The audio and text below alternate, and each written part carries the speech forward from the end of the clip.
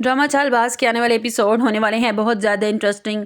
ईशल की मां अब आयजा से कैसे बदला लेने वाली है और क्या आयजा अपने ही खेल में बुरी तरह फंसने वाली है। वीडियो बहुत इंटरेस्टिंग होने वाली है, लास्ट तक ज़रूर देखिएगा। आयजा इस बात से बहुत खुश होती है कि उसने ईशल को घर से निकाल दिया।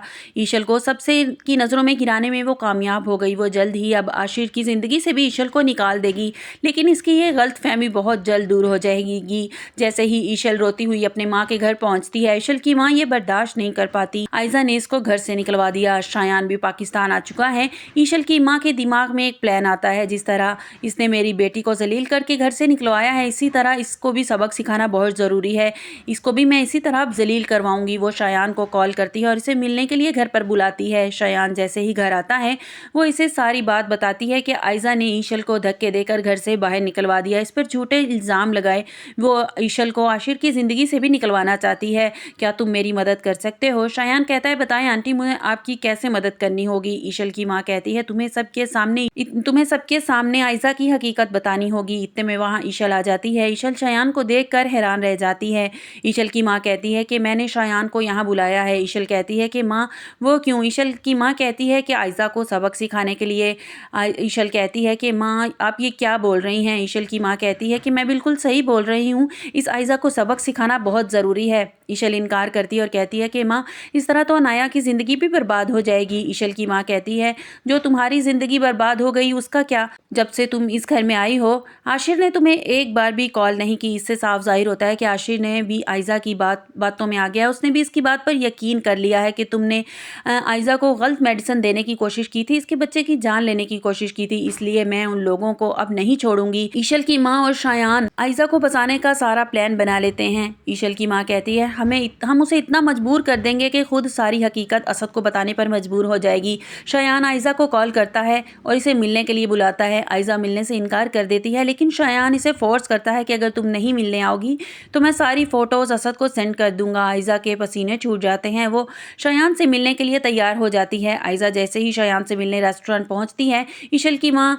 ईशल और आयजा की तस्वीरें उतार लेती है। आयजा जब शायान से पूछती है कि तुमने मुझे क्यों बुलाया था, तो शायान मुस्कुरा कर कहता है कि जो काम के लिए मैंने तुम्हें बुलाया था वो काम अब हो चुका है और तुम यहाँ से जा सकती हो। आयजा घबरा जाती है और वहाँ से उठकर चली जाती है। ईशल की माँ वो तस्वीरें ईशल को सेंड करती है और इसे कहती है कि ये तस्वीरें तुमने आयजा को सेंड करो और इसे कहो कि अगर तुमने सारी हकीकत, सारा सच असद को ना बताया कि तुम बेकसूर हो, तो मैं ये तस्वीरें असद को भिजवा दूंगी और असद को फिर तुम्हें सारी हकीकत बतानी पड़ेगी कि तुम्हारा और शायान का क्या रिश्ता है और तुम शायान से क्यों मिलने के लिए गई थी। मजबूरी में आयजा को सारी बात बतानी पड़ेगी। ईशल बेकसूर है, तो सारी गलती इसी की है और ईशल को सबकी नज़रों में गिराना चाहती थी। ईशल ये सब कुछ करने में घबराहट महसूस करती है और इसकी माँ इसे समझाती है कि बेटा, तुम्हें ईंट का जवाब पत्थर से देना होगा, वरना वो दिन दूर नहीं कि आशिर तुम्हें अपनी ज़िंदगी से निकाल देगा। ईशल जब ये सुनती है तो अपनी माँ की बात मानने के लिए तैयार हो जाती है।